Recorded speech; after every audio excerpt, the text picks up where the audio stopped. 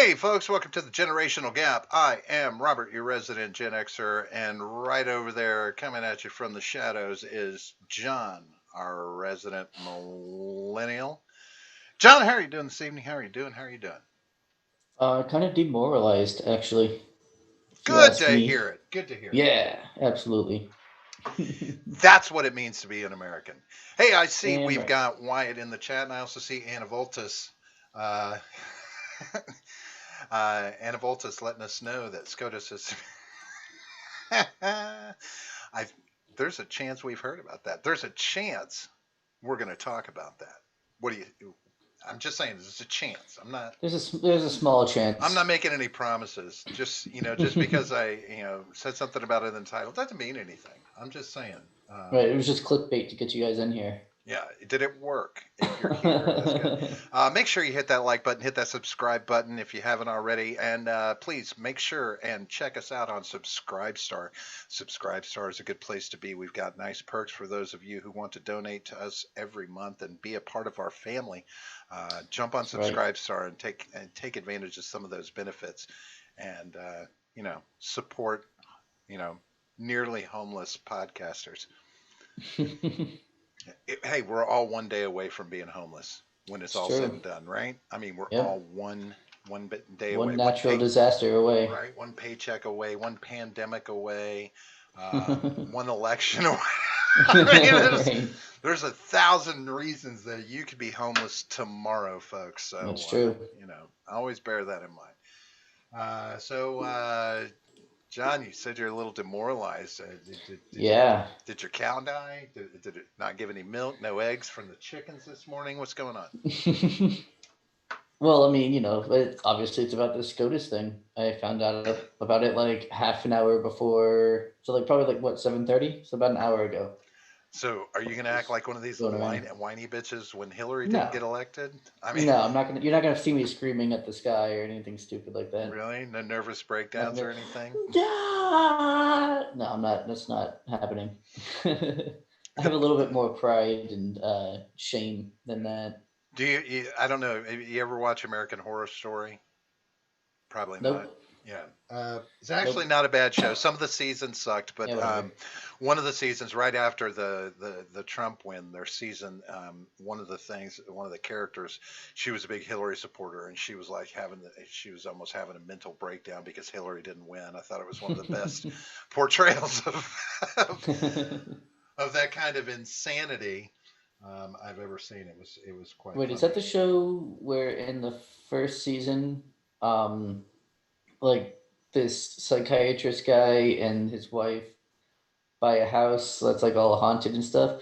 So Yeah, I've seen like the first three episodes yeah. of that. It Uh, it was, I mean, I don't know. the first season was Okay.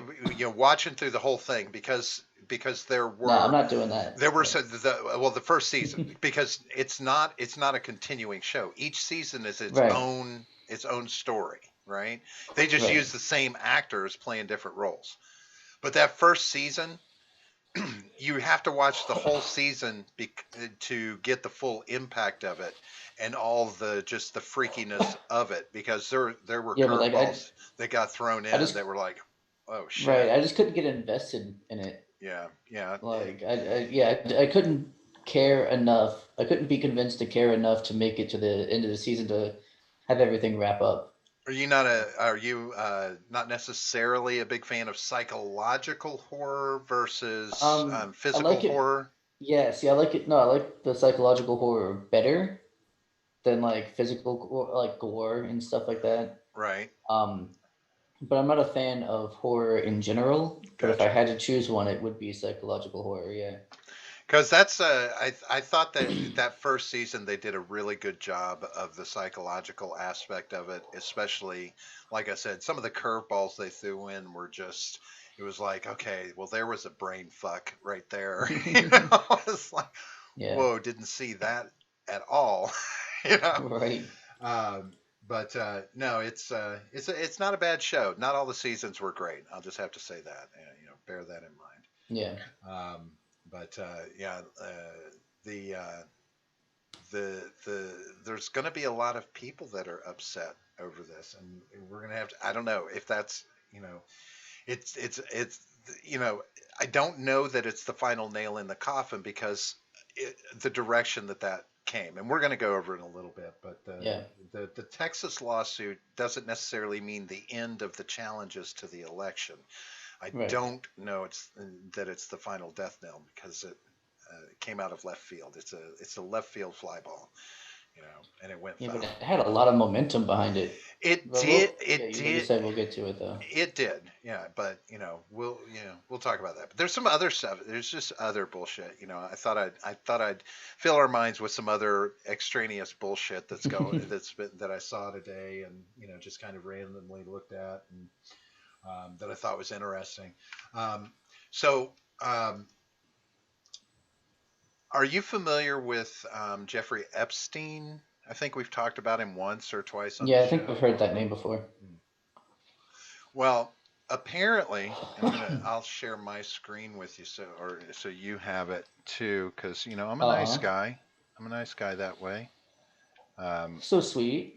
Well, I don't want you to ever feel like I'm you know not the sharing type. Um, but we've got a video. I've got an article here that is on Bro Bible. Wonderful place. Never heard of it. But so apparently, there's now a conspiracy theory that Jeffrey Epstein is alive and living in New Mexico. Now, if you're not familiar with all of his real estate and property, Jeffrey Epstein has a place in New Mexico that's called the Zorro Ranch. And this is a place where there was supposed to be a lot of trafficking going on, a lot of rape accusation, rapes happened there. A lot of the stuff with the girls happened at Zorro Ranch. It's in New Mexico, and surprisingly enough, it's a very large piece of property, and even New Mexico has some public lands on the property that they were leasing from Jeffrey Epstein from the estate. And now they're talking about they're going to seize those lands back potentially. But Mhm. I guess there's been some people camping, that have been out there around Zorro Ranch, camping out, this, that, and the other thing, protesting, whatever. And so ABQ Raw is where this is coming from. But they've got this short video, and they catch a guy in a pickup truck that stops, and it looks like a pickup truck that you see in the parking lot of the ranch itself at one point, and then they kind of zoom in on it, and it looks like it's Jeffrey Epstein to them. Here, we'll watch it. See. In Yeah, let's August find of out. 2019, convicted child predator and American billionaire Jeffrey Epstein allegedly killed himself in a New York jail. Rumors have long circulated whether he is actually still alive. ABQ Raw recently visited Oh, one I of his hate that it properties does that. located. Hold on. Close out. Do you see this place? This is where he had his ranch in New Mexico. The fucking Yeah, it's place a is, nice little place. but he's got like a acreage all around it too, Right, yeah. right? All that. In Stanley, New Mexico. The property is located a half an hour drive south from Santa Fe, New Mexico. The ranch is over 10,000 acres with extravagant properties on the land, and it includes a state of the art private airstrip. Court documents detail many illicit parties and the who's who of the world's elite taking advantage of the Epstein Ranch invite only affairs. It has been reported that underage girls were flown into the Zorro Ranch and sex parties occurred. Sex parties. While we were on scene, a red truck approached the fence line and a gentleman rolled the window down. He observed the protest and raised his cell phone to snap some photos of the group. ABQ Raw filmed the video in beautiful 4K. The driver of the red truck had a striking resemblance. Okay, there you go. Mm. Now, I have to say that no matter how you slice it, it's hard to tell, right? It is very hard to tell. I can see some facial resemblance. Okay, the guy's got a goatee. It looks like he's got gray hair, but the eyebrows don't necessarily look right. But also, Right, neither does the this nose. It doesn't look. The pickup truck throws me too, though. That's the thing. Or, It doesn't look like the one that they showed either. no, and that was something that one article, because I looked at two or three articles trying to make sure I had a good video of it. But they make some reference, that there's a red vehicle on the property. But I'm like, yeah, Yeah, this that one vehicle doesn't. right here Right. is the only red vehicle, and this is a work truck. I mean, I don't see Jeffrey Yeah, that's not the Epstein same. driving a work truck unless he's like severely low key trying to hide Well, yeah, I himself. mean, you would think he would want to be, but he also looks. No, I don't know. Is that his mugshot? The one that's up in the Yes, corner? yes, that's his mugshot. Okay, because I was gonna say he looks like his cheeks are more full in Yeah. the truck photo Well, he than had they are been there. Now he could have been putting on some weight because he's not, in jail and alive in anymore. jail. Yeah. No, I'm saying if we were gonna, uh, say that that is him in the truck, then I mean he could have put on a little bit of weight, He but could have. his cheeks are definitely more full there than they are However, in the mugshot picture. what the main thing that throws me is this. Okay, if you're Jeffrey Epstein and you're supposed to be suicided, do you stop and use your phone to film protesters out in front of the ranch? I assume that you wouldn't, but neither of us knows what it's like to be that wealthy and that powerful. Like what that does to your psyche. Right? Maybe he thinks he's invincible. I mean, that everyone else is just too stupid to realize it's him, or if anyone does, they're just going to be called conspiracy theorists and dismissed. So, I mean, I can see it happening, but it's definitely not advisable. Right. Like, Like Anna Volta says, that guy could be from India. And that's true. He could be. I mean, my first thought was, to be honest with you, I thought maybe he might be Mexican or of Hispanic origin. I don't know. Just I don't know how you can tell that. the facial structure, the facial shape, that kind of thing. I mean, regionality, that kind of, genetics does a certain impacts on, physiology. It just is. Yeah. But that was my first thought. I was like, is that guy Hispanic? Because, I mean, Jeffrey Epstein was pretty tanned, but he doesn't look Hispanic. Yeah, yeah, you can tell he's not. Right. But I don't think Jeffrey Epstein would have stopped a work truck, and and I don't know, something about it, it's like I would think you would not want Hillary finding out where you were. Right. you know. So anyway, but this is the new thing. So maybe I don't know. Maybe Elvis and Michael hang out there with him. You never know. I mean, it could Yeah. be. Maybe they've got a thing going on at the ranch. I don't know. Yeah. Like Tupac can join, Biggie. Pedo Island Part 2. Pedo But now check Ranch. this out. This was crazy, man. Do you eat at Chipotle? I actually never have. Not for any kind of like uh, moral reason or any kind of, trepidation about it. I just have never gone inside of a Chipotle. A Chipotle in Uh, New York City is closed because of a major rat problem. Okay, a major Makes rat sense. problem. Rats. Um, I guess there's been like a major influx of rats in the area, but they've kind of rampaged through this Chipotle, and it's been going on for a while. They closed in late November after rats were chewing through the computer wires. But they told the Post that they were forced to kill dozens of rats and that 4 employees had been bitten up to that point. And the last employee to be bitten was the manager, and finally he decided to do something about it once he was bitten. Right, Um, naturally. but supposedly, oh come on, where's the picture? Where's it at? I love advertisements and that they force you to do it. Yeah. But they had some images. These rats are apparently these rats are the size of small cats. Yeah, they get pretty fucking big up there. Yeah, and there was a picture of one guy holding. I thought it was in this article, but maybe they updated the article. But showed one guy holding it. It was a big fucking rat. But Apparently, you know, this is happening in the area, like all over the place. Uh, Hmm. that's is that should is that not a bad thing? I mean, I know what's under New York, right? Yeah, yeah. And it's not like you can get rid of the rat problem.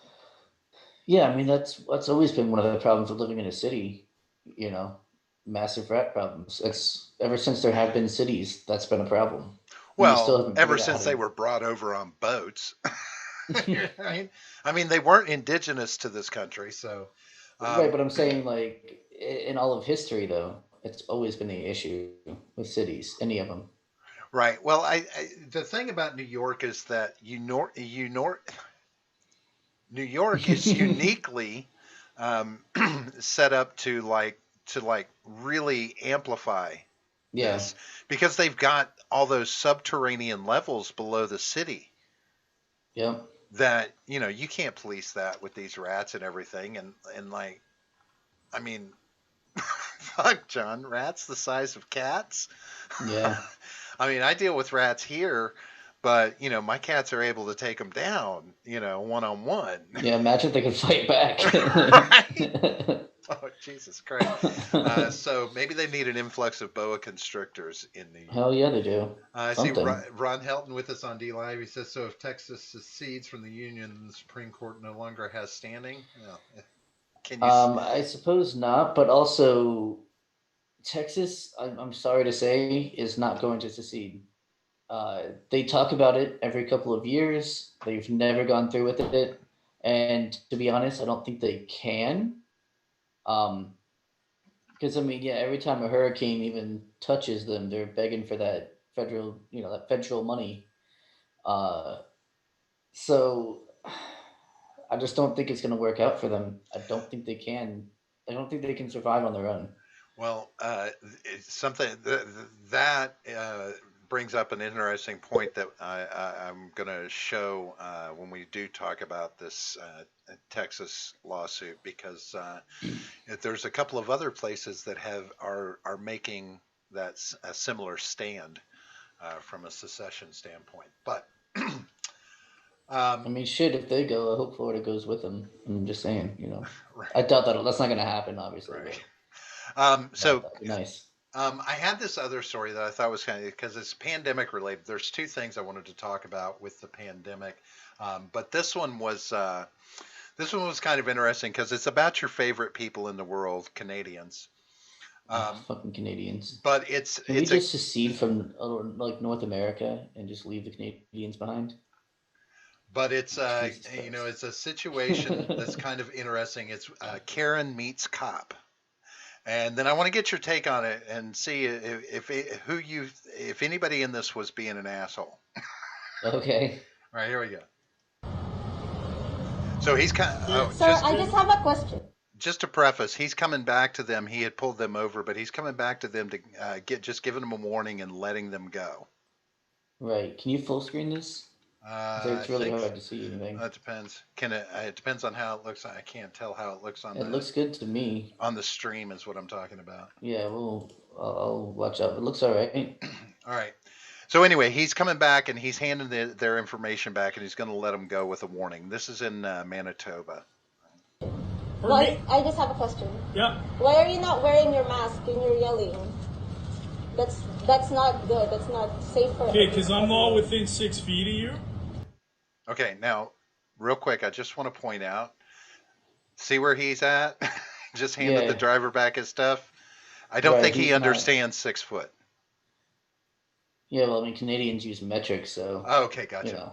they I wouldn't was understand so 6 feet hoping anyway. you would say that. I really hoped you would say that. And you know what? If you want to do that way, I'll just write a ticket. Is that the way you want to do No, this? I'm just asking. Okay, well, So I don't I'm need, just asking I don't for need next to time. wear a mask when I'm outside. Even if you're close, I'm just Hey, asking. Woody. It's just a Oh question. my god. Okay, Oops, you know what? You sorry. give me your I stuff can't back. even do You're the gonna get a accent. ticket then.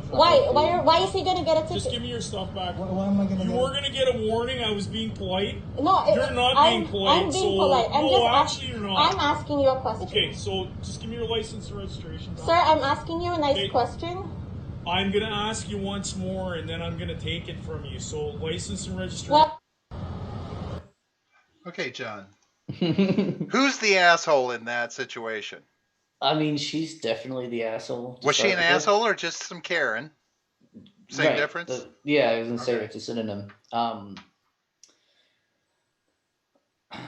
Yeah, I mean, I don't know why he felt the need to engage with her on that, but who knows? He could have just been like, I don't have to.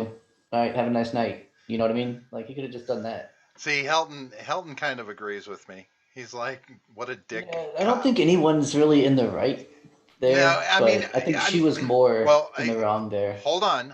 I'm going to put this out there. You're in Mhm. Canada now. They're in Canada. There's Right, first probably mistake. there's in dealing with the pandemic. Every country, every every community has some sort of mask expectation. He's a public service individual, Yeah, and the expectation is that authority would be wearing masks as recommended by your government. yeah, Right? So it's not an unreasonable expectation that he should be wearing a mask when it was sure. obvious he was he was past the point of social distancing. He was within that space.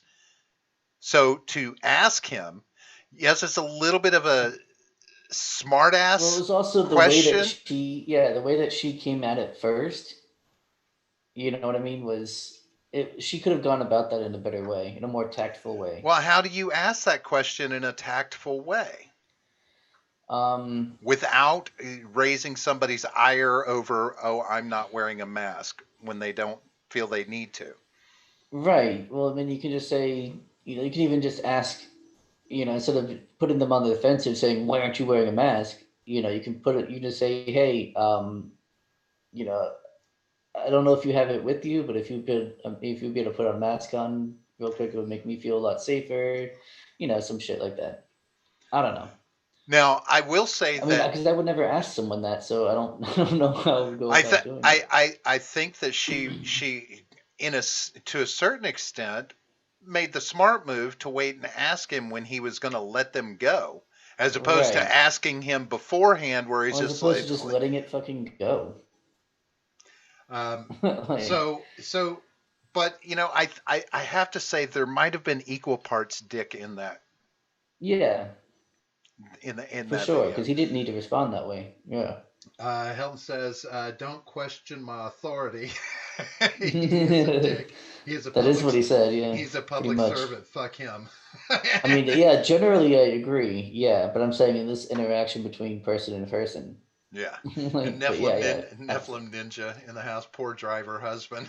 Yeah, yeah. I right. know he didn't do shit. He This didn't do fuck doesn't anything. say shit until he's like, "Why am I? What? No, Wait, wait, what? bitch, shut up!" Right? Right? I'm Bitch, you're paying surprised for it this didn't. whole Bitch. thing, right?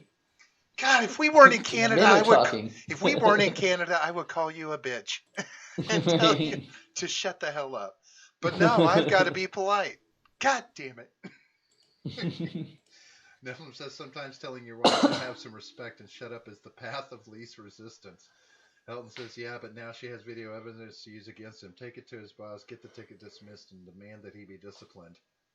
And yeah, I mean, that makes good sense. I mean, Yeah, she's, there's that on the side, but man, what a dick move. yeah, for real. Too bad. 'Cause- She shouldn't have been a Karen. I mean, sometimes you just got to right. let your Karen go. I But mean, whenever we talk about, who's in the wrong during a fight, right? We talk about who threw the first punch. Well, in this case, it's the first verbal punch, and she was the one to do that. So, right. I don't know. But then you have to question unreasonable force. You know, if you don't give it to me, I'm going to take it from you because you're going to ticket now, you fuck.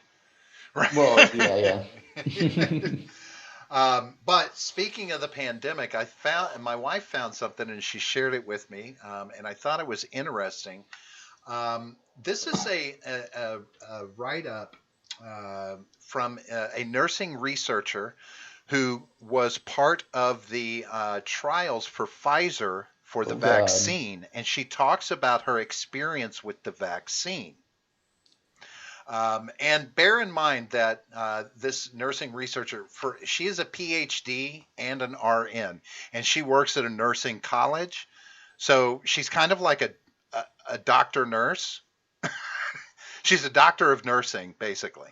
But anyway, so she's in the medical field, but she managed to take part in the trial for the vaccine.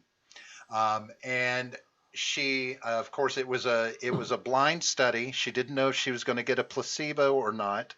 Right. But in thinking about it, even as a health professional, she was like, hoping that she would get the actual vaccine. Apparently, it was done in 2 stages. They got a shot, and then they went back 30 days later for a second shot. So the first shot, she got that, nothing happened, et cetera, et cetera. She thought maybe she had gotten the placebo. Then she went back for the second shot. So after she got the second shot, this is what happened. She said the experience after the second injection was different. My arm quickly became painful at the injection site, much more than the first time. By the end of the day, I felt lightheaded, chilled, nauseous, and had a splitting headache. I went to bed early and fell asleep immediately. Around midnight, I woke up feeling worse, feverish and chilled, nauseated, dizzy, and hardly able to lift my arm from muscle pain at the injection site. My temperature was 99.4. I tossed and turned, sleeping very little. When she woke up at 5:30, she says, I felt hot. I was burning. I took my temperature and looked at the reading, and she was at Holy shit. 104.9 degrees. Says the highest fever I can remember having, and it scared me. Took acetaminophen, drank water. When the research office opened at 9, called, reported the reaction, and they told her a lot of people have reactions after the second injection. Keep monitoring them and call us if anything changes. Her fever hovered at around 99.5 the rest of the day. By the next morning, so basically almost 48 hours after, all the symptoms were gone except for a sore, swollen bump at the injection site. She says she's pretty sure that based on that reaction, she did not get the placebo. She had the actual vaccine.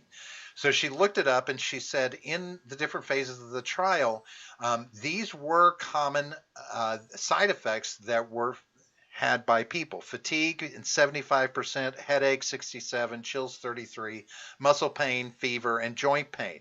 But she had all that shit. Right.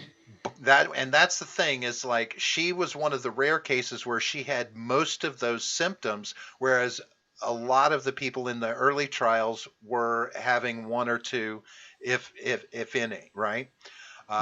Some people weren't having this. So she said, and so her resulting determination after having gone through this is the reaction, the possible reactions to the vaccine need to, they're going to, people are, doctors and pharmacists are going to have to make this, people very aware of this, because she says that they, if they don't do that, then it's going to have adverse effects on people. People are going to be like, oh, this is bad, don't get the vaccine. Whereas she's like, these are expectations of a vaccine, especially one that's new, etc. But she says the end result is going to be the better thing. It's just a matter of making sure people are aware of this. But that's what to expect, potentially what to expect, from it. But she said this is reactogenic immune responses that normally occur anytime you get a vaccine for something. Because most of the time when you get a vaccine, they do tell you that you might expect to be, feel run down or feverish, this, that, or the other thing from the vaccine. So it seems like a couple of rough days to go through for the vaccine. But I don't know. No, corresponding horrible effects, initially, right? As far as she didn't take on any of the major factors of the disease. And one of the questions that her friends were asking her is if she was contagious during the time that she had the vaccine and while she was getting through it. And she said, no, you're not contagious in that interim. So that's an upside, but everybody will get you get the vaccine, you'll get a little taste of what the COVID is like. you know, Fuck that. have you ever had a flu vaccine, John? I've had a flu shot like That's forever that's ago. well, that's kind Yeah, of what yeah, it is. Yeah. yeah. But you don't get them on a regular basis or anything. No. Yeah. My I wife think I've had the flu like once in my entire life. Like the actual flu, my not wife just like won't a touch them. bad cold. Uh, J. Edgar generic comment about SCOTUS case. Good to see you tonight, Ed. Nephilim says she sounds hot. The doctor. 104 degrees, yeah. Hot. Pretty Got hot. it. Helton says, sounds like she would have been better off with the actual virus, natural immunity, not 3 months and you were exposed again with the vaccine. Yeah, that's that's something that's the part that it's like this is not going to be a cure. Is this going to be an ongoing yearly vaccination people are going to have to get because it does like the flu does and changes up at the last minute and you got to regenerate a new vaccine for it? That's going to suck. But it makes money, right? Helton says Steven just covered that in his stream a while ago. The vaccine is good for 3 months and then you need more vaccine. Helton says, I get the flu almost every year, survived the Hong Kong flu of 68. That was a bad one. Yeah, I mean, and I have to knock on wood. I mean, I get a cold / flu maybe once every 3+ years. That's how it's usually been at most. That's how often. The worst thing I've ever had was a pretty nasty case of bronchitis one time. And it's surprising to me too because I smoke for 30+ years. Yeah. That I haven't had. Wait, it's longer than 30+ years. Jesus Christ, how old am I? No, it's 30+. Okay, good. But no, I'm really surprised that I don't have more issues with stuff like that. But so I don't think I'm not gonna fuck around with this vaccine. It's like no. Let enough people get vaccinated that it kills my chances of getting it just out there in the right. world, right? But anyway, so but that's I thought it was kind of interesting just kind of hearing what she went through in as far as the vaccine is concerned, and it is a pretty interesting takeaway is that people are going to freak out if they're not educated on the possibilities of what can happen. Yeah. Something like her experience. I mean, just a couple of paragraphs out of this, on a pamphlet. This is actual experience of someone who took the vaccine and kind of had the worst case scenario that you can have that very few people run into. But yeah. Hey, real quick, you know who we haven't heard from in a while? Who's that? Tulsi Gabbard. Oh yeah, cooking up mommy. She's made some people angry. Who do you think? Who do you think she's made angry? This time probably conservatives. It's gonna be my guess. No. No, then girl, it's the right people? She done pissed somebody else off. The right people. She pissed off the LGBTQ community, primarily the trans community. Apparently, she has put forward some legislation that basically strengthens the Title IX. Are you familiar with Title IX? I'm familiar with the name. In sports, basically says girls can play sports kind of stuff, right? Okay. But anyway, so this legislation is going to it's going to take rights away from transgender people. So basically what it's going to say is that if you were born biologically female, you should play on the female teams, and if you were born biologically male, you should play on the male teams. Well, yeah, I mean that actually makes sense though. But if you're trans at say, you come out as trans in your teens in high school, and you're like, okay, I'm a boy, but I'm my sex is male, but I identify as a female and dress as a female. I should be able to play on the female teams with the other girls. And this law is going to fine tune Title IX to say, no, you can't do that. Good. And now the whole LGBT community is pissed because Yeah. Tulsi had some issue, and this is a tweet from her from back in 2019. She said, many years ago, I apologized for my words and more importantly for the negative impact that they had. I sincerely repeat my apology today. And this is when she was, she said, my views have changed significantly since then. This goes back to like 2004, where she had some negative opinions about the LGBT community and, all this stuff. And so she's like, she has a strong and ongoing commitment to fight for LGBTQ plus rights. This was moving into the campaign that she was on their side, but now she's a bad person because she's not being a Democrat. She's, that's not a very democratic thing to do. She didn't toe the line. Yeah. Right. But I don't know, John. I mean, is that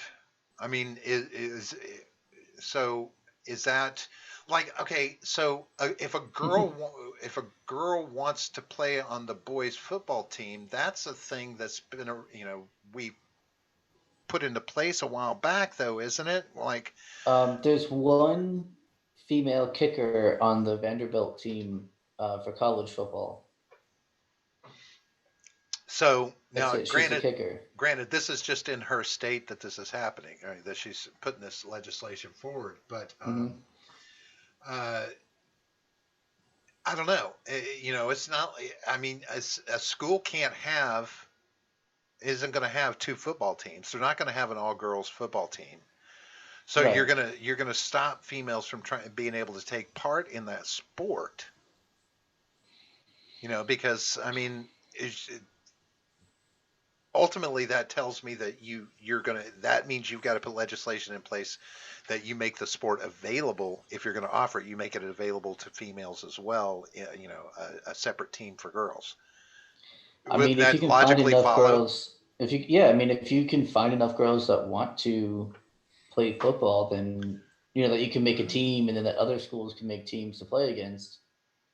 I highly doubt that's going to happen, though. Yeah, so it's that's gonna happen. Yeah, it's kind of it's weird the way that this whole trans thing is starting to play in things, and the thing is, like I said, when you were bringing it up and said, oh, well, they wouldn't be able to, like biological males wouldn't be able to play female sports. I commented good. There's a reason for that. It's not because I'm like anti-trans and like. Saying, oh, well, they shouldn't be able to do anything. That's not it at all. What it is when men transition to women, that they still have a huge advantage over the female athletes in those sports. I mean, you see how many records for like the track events have been just shattered by trans women. Right. I mean, so like these girls work their asses off to be really good at running, and then some guy comes in, says I'm a woman, and then kicks their asses with less effort than you would need to beat the men. Sure. Like they're just, their body structure is different. Even if you start transitioning and start taking hormones, you're still developed. Well, sure, and the same argument can be made in, say, take men's speed skating. Like if you were a trans woman, you could go into men's speed skating. You're lighter, you're that kind of thing. You're but you don't have the leg muscles like a man has. You don't. Not necessarily, but you might have some size advantages that help with your speed, et cetera, et cetera.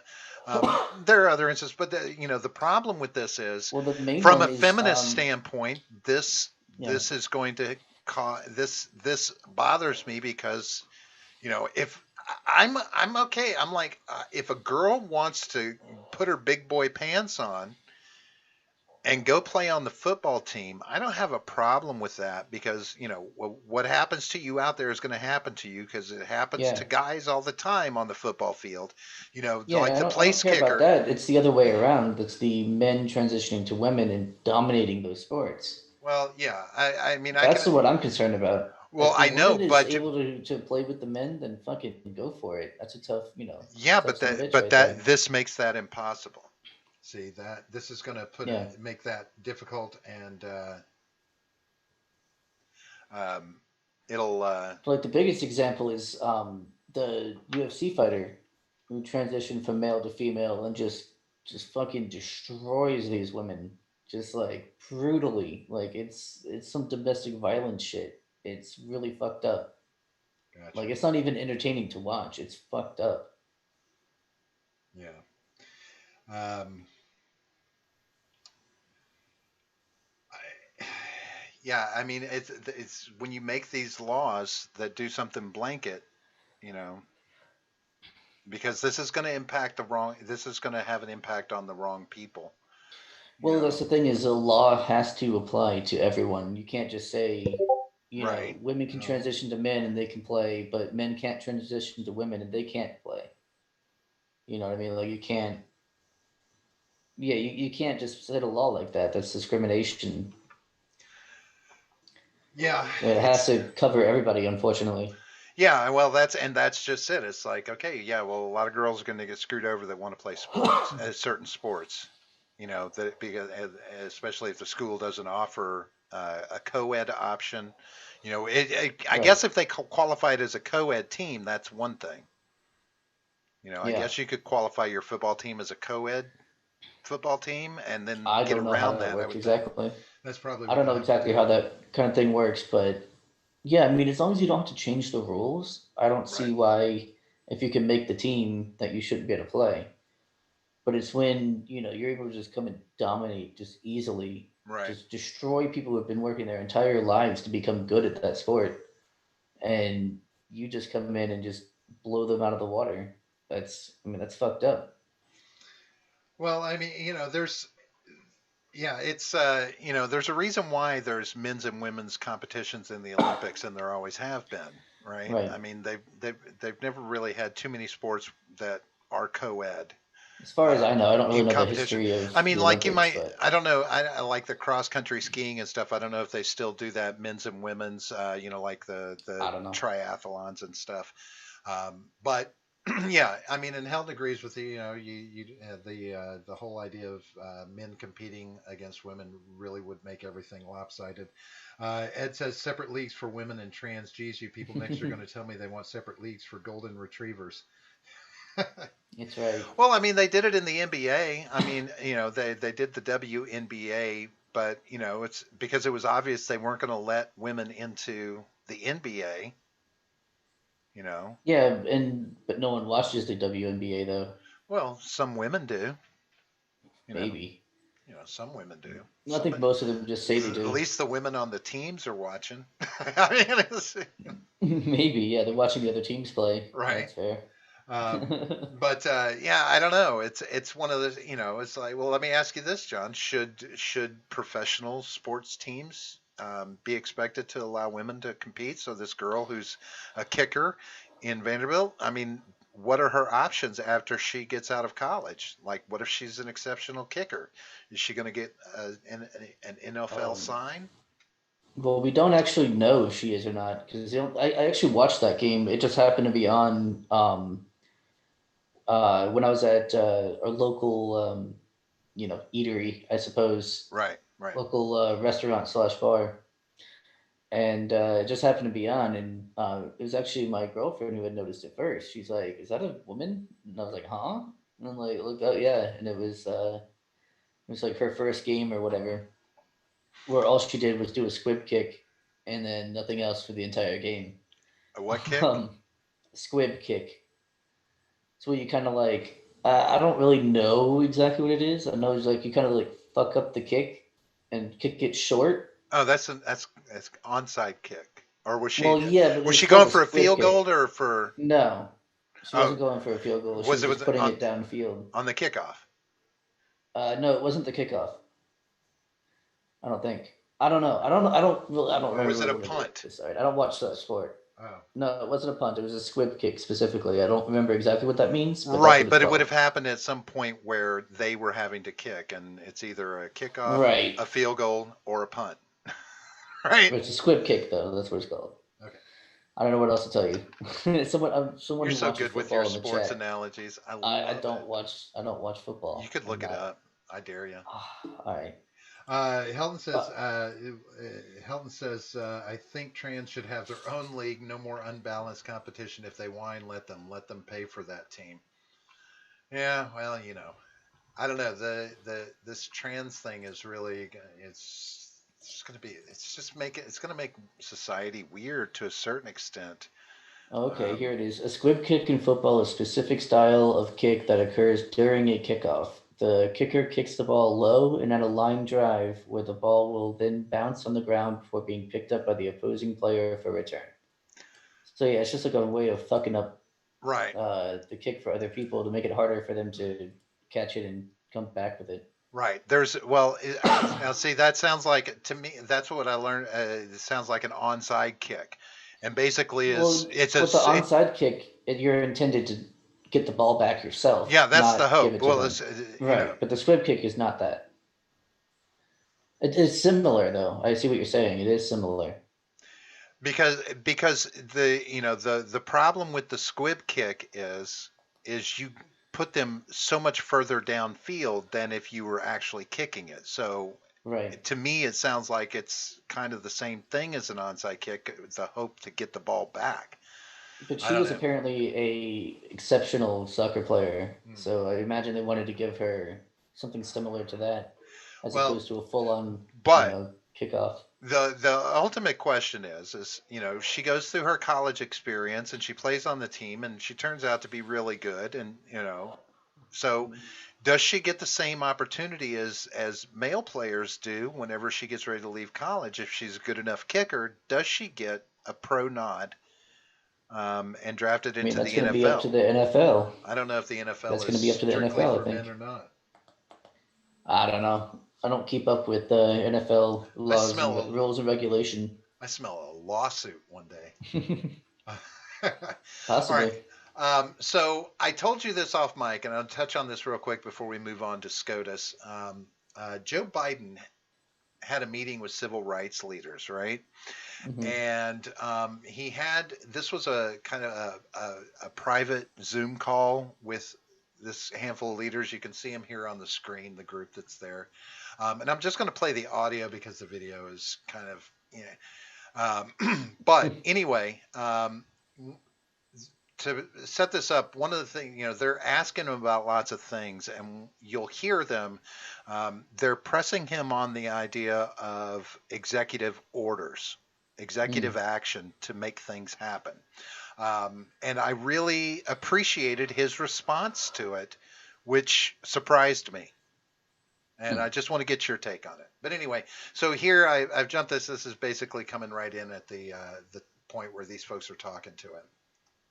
Airing of, if not grievances, at least slight disappointments, and a forum for civil rights leaders to lobby Biden on everything from personnel to executive action to legislation.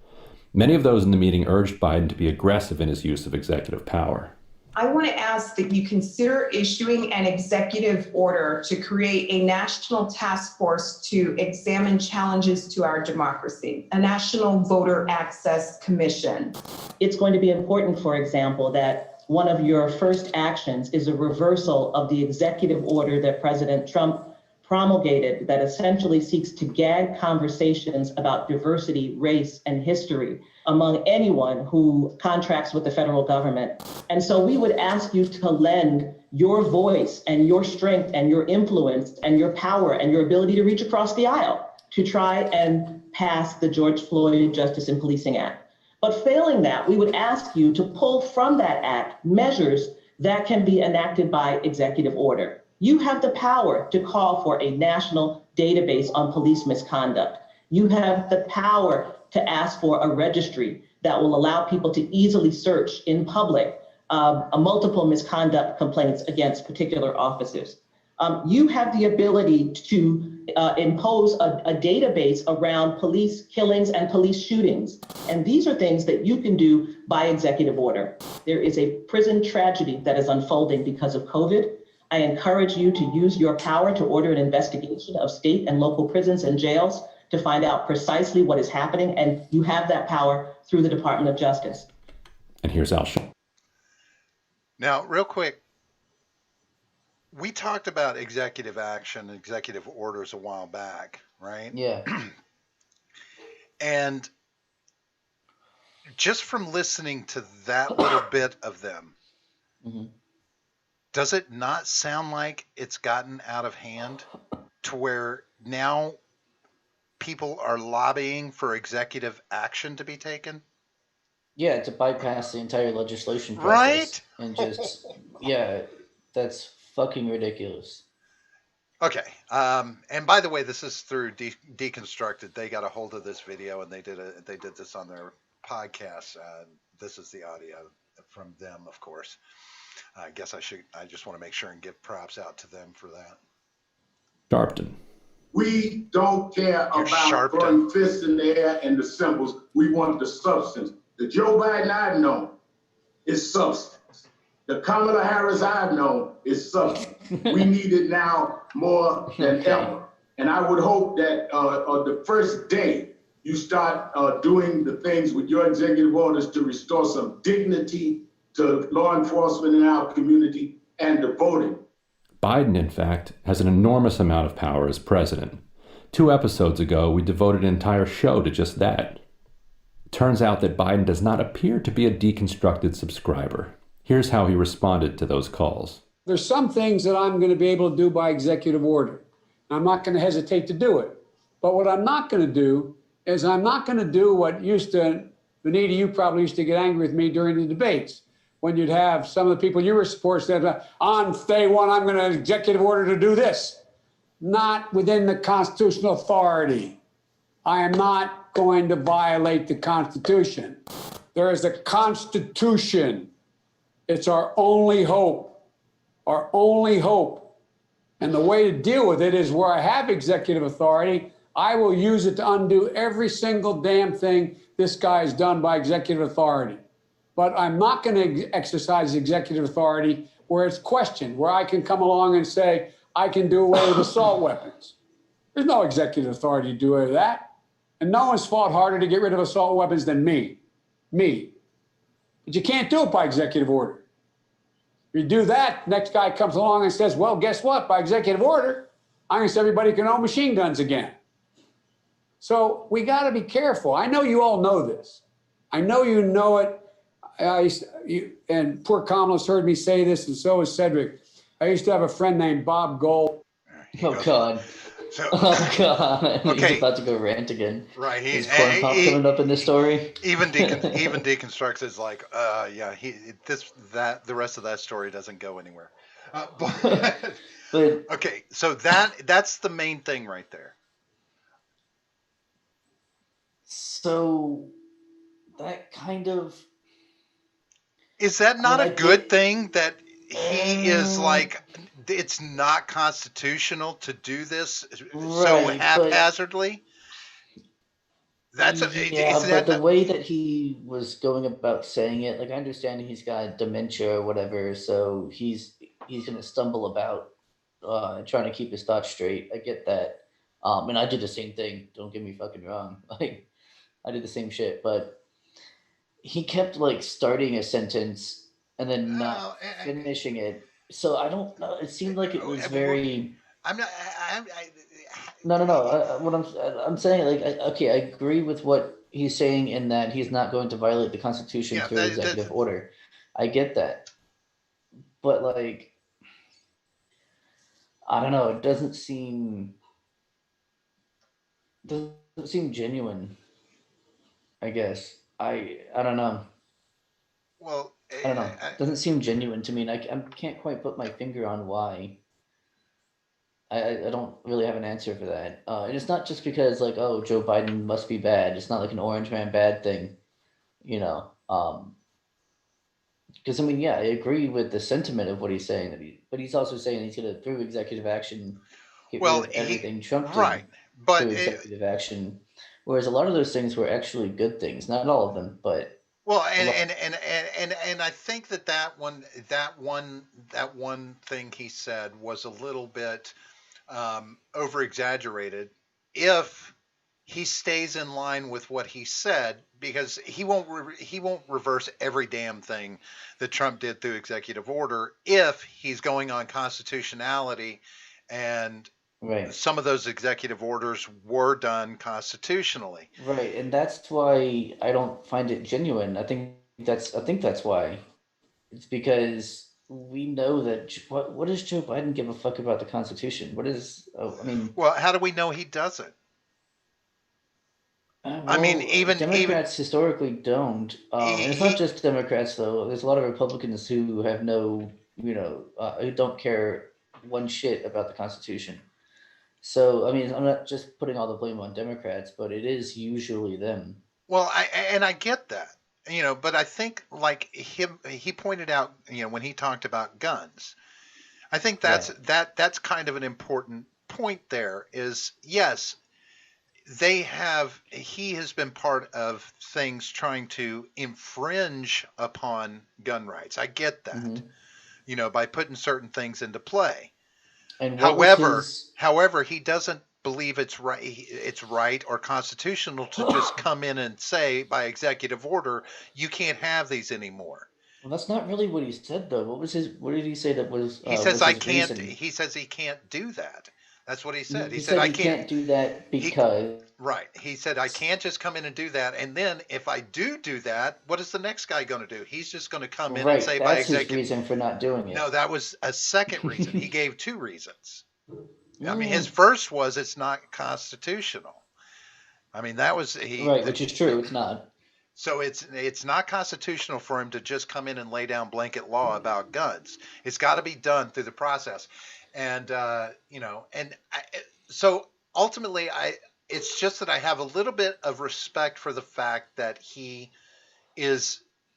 won, right? He doesn't have to make campaign promises anymore, So it says to me that, it speaks a little louder that he says he wants to uphold the Constitution in this kind of thing, because he's not trying to get votes anymore. He's just talking to people now, as in his mind, as a president. He's talking to people who have a lot of power and influence in the Democratic Party. And look at him; they want to dangle him like a fucking puppet on a string. Yeah. That's what it sounded like to me from all the, especially Sharpton. It's like, come on now, come on down, do the right things for black folks, do the right things.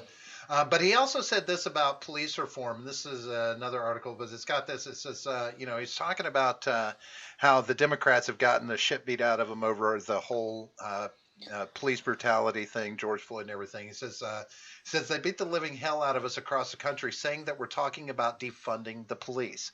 We're not. We're talking about holding them accountable. We're talking about giving them money to do the right things. We're talking about putting more psychologists and psychiatrists on the telephones when the 911 calls through. We're talking about spending money to enable them to do their jobs better, not with more force, with less force and more understanding. And that's another thing that a little takeaway is like, okay, he's saying he's not getting on the defund the police bandwagon, which, if I were to think about Kamala, that would be a scary thought, that she would want to go through with more defunding of police and taking money away from them and then dumping it into these impoverished communities. It's not so much that I have an issue with taking some of the money away from police. I have a problem with taking money away from the police and where you're going to put it. Yeah. But I am glad to hear he's not jumping on that bandwagon either. As far as this conversation was concerned, that was his claim, right? He certainly didn't commit to doing it. Right. That's true. Right. Yeah. So I don't trust him. Well, I mean, at all. would you trust? Is there anything that he could do that you would trust other than becoming a Republican? No, I wouldn't trust him if he became a Republican either. Okay, He's still got his 47 years of history that you can look back on. In fact, they're talking about it in the chat right now. The different things that he's done, at least a few of them. No, he's still got his record, whether he's got a red tie on or a blue tie. I mean, it's the same thing. Yeah.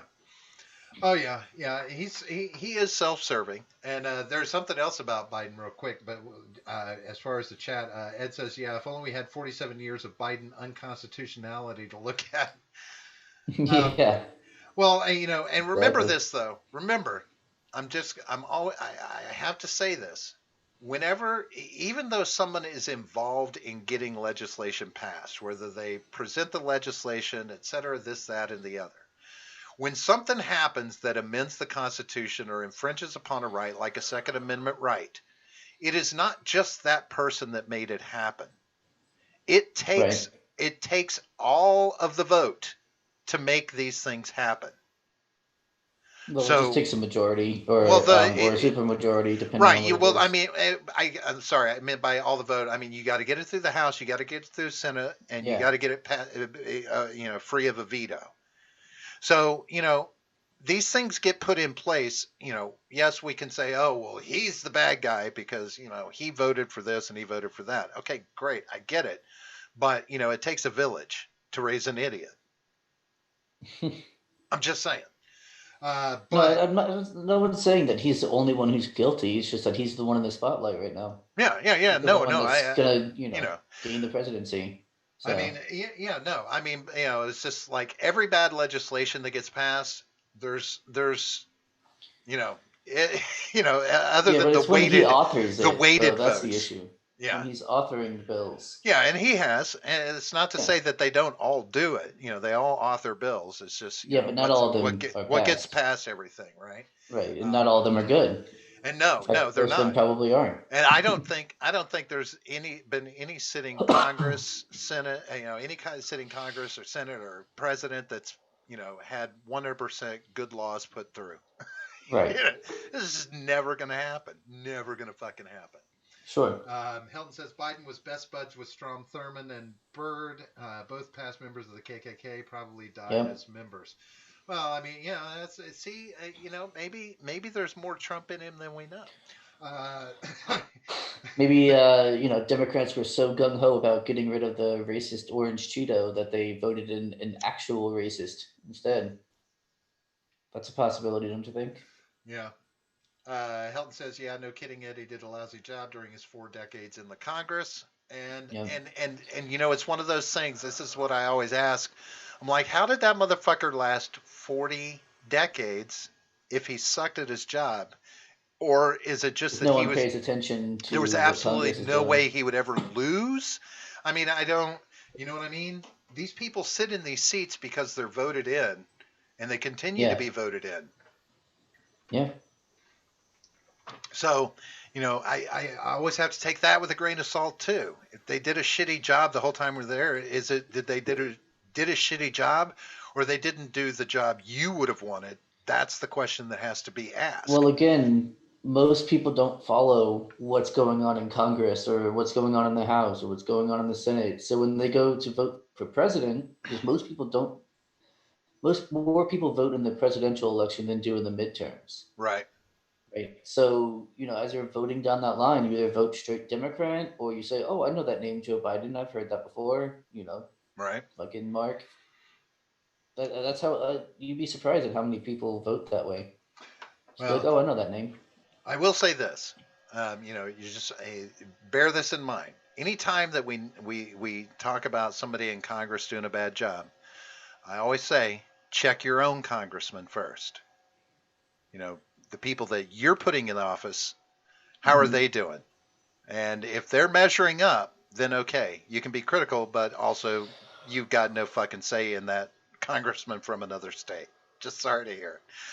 Oh, doesn't mean you can't. Oh yeah, you can admonish them. Yeah, now of course you've got to do it when they're running for president, right?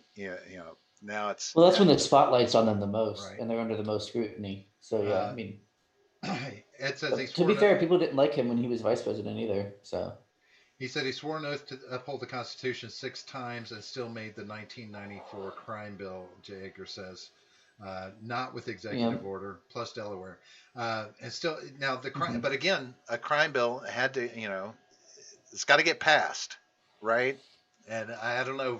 We were probably swinging Democrat in Congress at that time. I don't know. That does, carry a lot of the weight too. Is how well you've weighted Congress and the Supreme Court and all this shit with your politics. Yeah.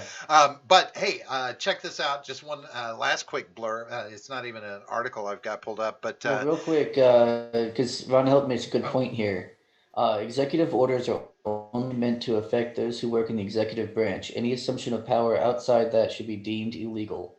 100% agree. Yeah, that's what executive orders are supposed to be. They're not supposed to be laws that you can just pass by, signing your name to it because you're president. Yeah, that's all changed. Not supposed to be that. That's all changed. Well, kind of, yeah. I mean, they get challenged. They can get challenged in the courts and then shut down because of the court's decision. But I mean, can you imagine? I mean, I can't imagine many of Joe Biden's executive orders getting struck down.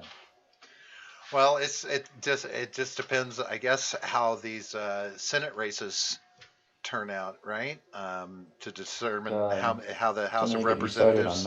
Yeah, we got to figure out who's got power where, because we're 2 seats away from having everything stifled for the next 4 years. Everything Democrat, right? Like no. Democrat. Well, it's going to get it's 2 seats away from one way or the other. I mean, it all hinges on this Georgia vote coming up in January as to which way the Senate is going to go. And it's going to go Democrat. I mean, well, we don't know. We know it is. We do. We don't know, right, for sure, but it's looking that way. Yeah, I mean, traditionally it's gone Republican from right. So, but it also flipped blue this time as a state. Well, somehow it was just magically. It was super close. So whatever shenanigans are going on for the presidential race, they're obviously going to go on for the Senate race too. Maybe there were shenanigans. There were shenanigans. There were shenanigans. Whether you can prove them or not is a different thing, but there was absolutely shenanigans. Well, there's always shenanigans. But I mean, were there more shenanigans this time than any other election? Is the question. I think so. But or do we? Are we just seeing that? I base it off of a feeling. I base it off of a gut reaction and not empirical evidence. Right, because I mean, who was scrutinizing the elections more than this one? Right. I mean, you'd actually have to go and do some fact finding and digging. But anyway, what I was going to say in reference to Congress and to Senate, that kind of stuff, Ivanka and Jared Trump are purchasing a house here in Florida down South Miami way. Ed, don't even start that. Listen. And no, I'm saying Ed. Oh, gotcha. He's trying to tell us that the stream is going down, but it's not. It's fine. But they just bought a house. It's like they spent like $28 to $30 million on this house. It was Julio Iglesias's old house, high security, small community. But it's come out that part of the discussion about being in Florida is that she has political aspirations. And if she can look to sit in the governor's seat once she's lived here for 7 years, but she also has opportunities for representative or Senate seats, that kind of thing as well. I don't know how long she has to be here for that to take foot, but moving to Florida, has political aspirations talked about. And potentially looking for a home in Florida politics. How does that sit with you, John? Ivanka. Who is that? Who's supposed to be doing that? Ivanka Trump. Oh.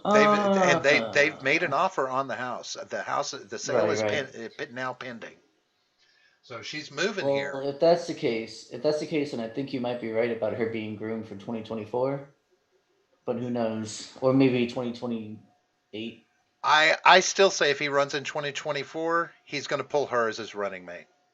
There's nothing to stop him from doing it. There's nothing to stop him, and that gives her everything. She can move from, she can stay in Florida, be living in Florida, be vice president for 4 years. So that'll give her 8 years in Florida. So she can just either take a seat somewhere here in the Florida government or make her run for the 2028.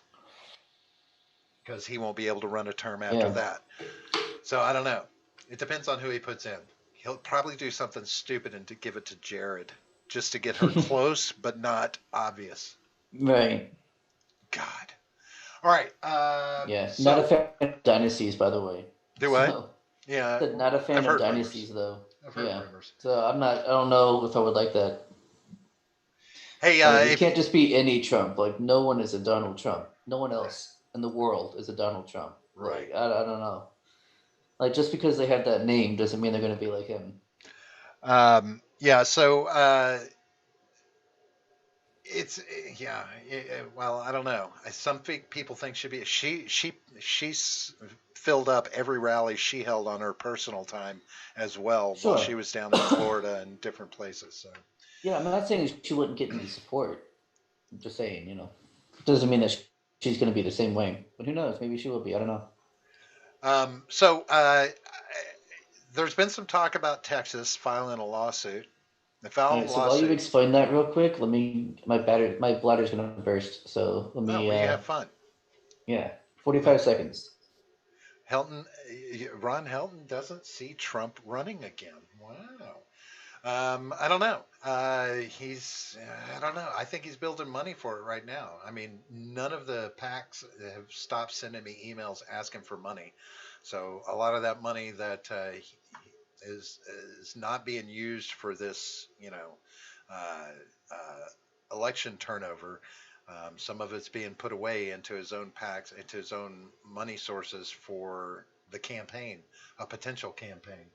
Or, if the rumors are true, if what's happening with the monies are true, but you know how the mainstream media is. But anyway, so Texas, we all know they filed a lawsuit against Michigan, Wisconsin, Pennsylvania, and Georgia, asking the Supreme Court to forestall the electoral choice that's supposed to be coming up on the 14th, basically to cease and desist on giving the election to Biden and basically overturning the election. A lot of people are saying that basically they want the Supreme Court to kind of hand it to Donald Trump by disqualifying those other elections, but I don't see how you could not have a whole full election by doing that. It was quick. What? Told you I'd be quick. Helton, what was that, Ed? What about bar turning coat? Well, yeah, I mean, go figure. I mean, what does what does a rat do when the ship is going down, right? I mean, you scramble. Helton says, I really don't see this country holding together until 2024. Biden and the commies will try to further weaken gun rights, push the new Green Deal, Green Steel, taxing the people more and diminishing our liberties at all levels. Yeah. That's an aggressive stance, sir. Certainly not. I mean, I'm glad that people are still talking about secession because it's the only real peaceful way of solving our differences, but I just don't see it being allowed to happen. I don't see states doing it seriously. Well, I don't see it happening. I would like to, but I don't see it as being realistic. I would throw out there that a couple of states are taking it seriously to a certain extent because, in this case against these 4 states in trying to get the election results stopped and turned over, tons of people have been filing motions, and this is a common one to see. I noticed Donald Trump intervened in this early on, the second day it was out. They filed it on the 7th of December. But this amicus curiae basically is basically it's to act as an advisor, basically allowing this is a submission to a motion to have their voices be heard in this case as well. And lots of people have been submitting, but there was 2 groups that did submit in this. It was kind of interesting. Where were they at? I don't make me do a find. But it was it's a group called New California and another group called New Nevada. Both filed a motion to be a part of this and be heard in this. And basically, New California is, right-leaning group, as is New Nevada, basically that want to, break apart from the state they're in and become New California has already submitted to try and be broken away from California and become a 51st state already. They've done this before, but now they've got another group in Nevada that calls themselves New Nevada that is very much a similar thing in wanting to break apart and basically divide the state between red and blue. So now this is, buckle up, because this might be the new thing, is where states want to further divide themselves. It's like, okay, so when you talk about the secession kind of thing, whereas Texas, of course, just wants, it's like we don't want to divide, we just don't want to be a part of all this shit anymore. But anyway,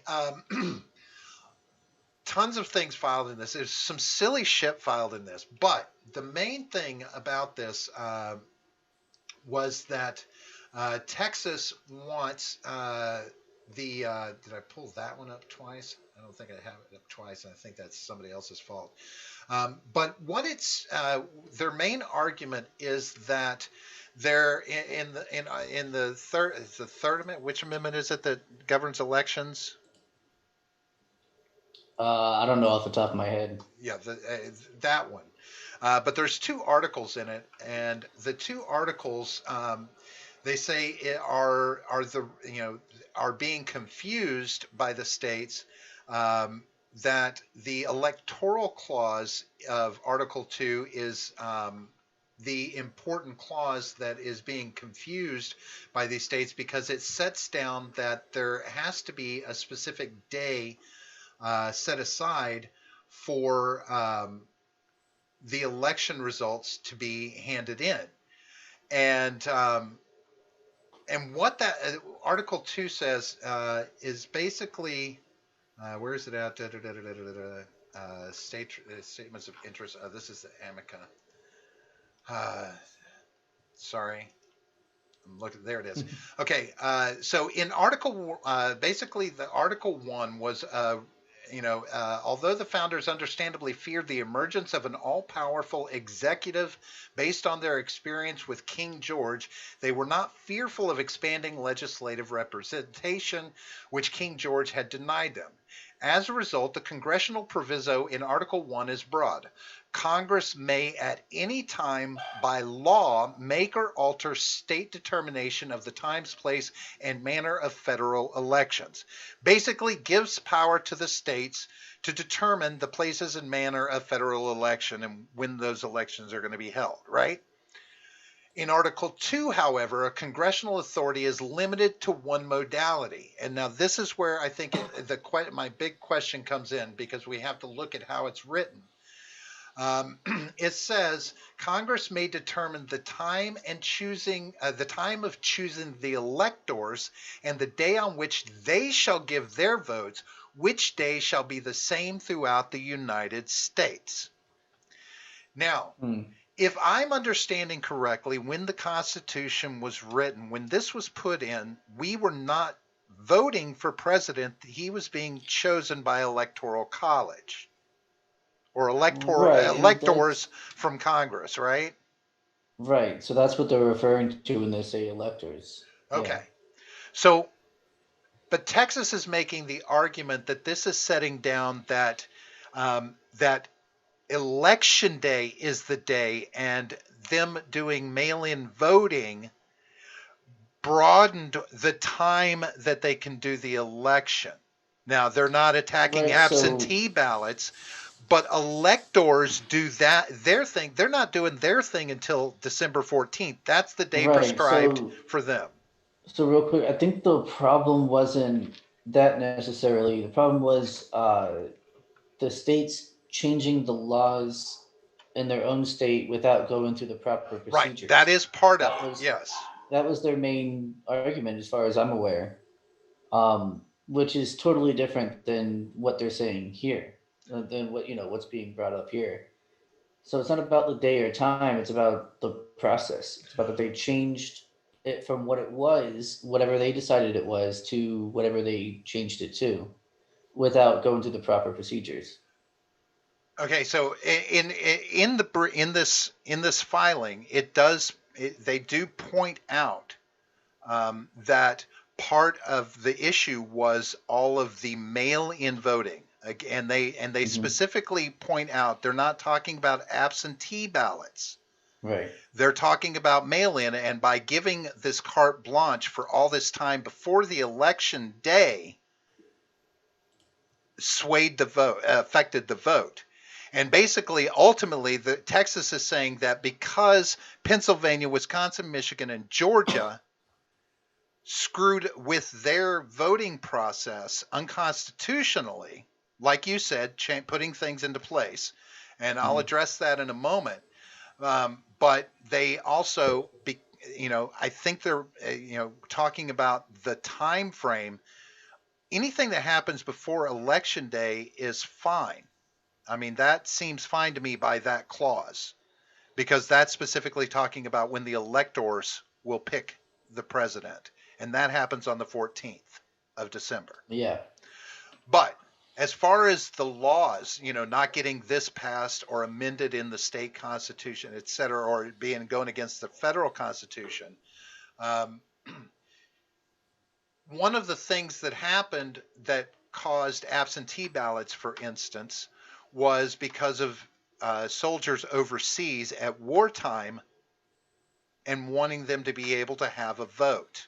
Right. So absentee ballots became a thing. Not only that, but government officials overseas, or right. whatever, whoever is overseas with an American citizenship. Right, and that came along later. Yeah. That came along later as well. But this goes, the military goes all the way back into the 1800s. Right. And and that was an unprecedented circumstance that could not be that wasn't laid out in the Constitution, because again, we weren't talking about voters during the Constitution writing. We were talking about Congress picking the president.